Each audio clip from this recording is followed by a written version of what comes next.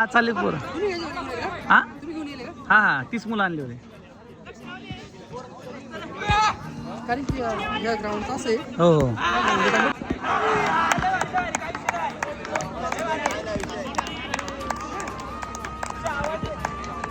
ए त्या याला पण बोलव ना.